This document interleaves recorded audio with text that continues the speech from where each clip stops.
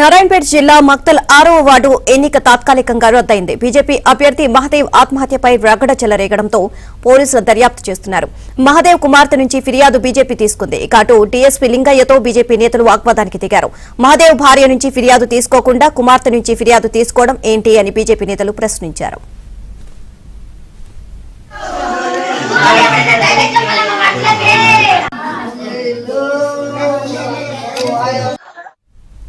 ఇదే అంశానికి సంబంధించి మరిన్ని అప్డేట్స్ మా కరెస్పాండెంట్ బసవరాజు నాడి తెలుసుకుందాం. బసవరాజు, నీలిమ మక్తల్ పట్టణంలో కొంత ఉద్రిక్తత పరిస్థితి నెలకొంది. ఇప్పుడే మహదేవ్ మృతదేహాన్ని పోస్ట్ మార్టం కోసం మక్తల్ ఆసుపత్రికి తీసుకురావడం జరిగింది. అదేవిధంగా పోలీసులు అంటే డిఎస్పీ లింగయ్య, అదేవిధంగా సిఐ, ఎస్ఐలు అక్కడ ఏదైతే మహదేవ్ చనిపోయిన ప్రాంతం ఉందో అంటే చందాపూర్ అనే గ్రామం, అది అంటే అడ్జసెంట్ మక్తల్ ఉంటుంది. అక్కడ వెళ్లి మహదేవ్ కూతురుతో అంటే ఫిర్యాదు తీసుకున్నారు. అయితే యాక్చువల్ గా నిన్న ఉదయం నుంచి కూడా జరిగిన పరిణామాలన్నీ సత్యమ్మకు పూర్తిగా అవగతం ఉన్నాయి కనుక సత్యమ్మ అంటే భార్య, మహదేవ్ భార్యతో ఫిర్యాదు తీసుకోకుండా కూతురుతో ఎందుకు తీసుకుంటారని చెప్పి అక్కడ పెద్ద ఎత్తున బీజేపీ కార్యకర్తలు ఆందోళన దిగారు.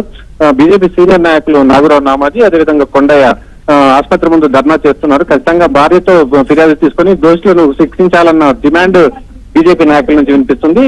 మరి కాసేపట్లో రాష్ట్ర అధ్యక్షుడు రామచంద్రరావు, అదేవిధంగా మహబూబ్నగర్ ఎంపీ డీకే అన్న కూడా మక్తల్కి వచ్చే అవకాశం ఉన్నట్లు తెలియడం, అదేవిధంగా మక్తల్ బంద్కు కూడా బీజేపీ నాయకులు పిలుపునిచ్చారు. Neelima, thank you Basavaraju.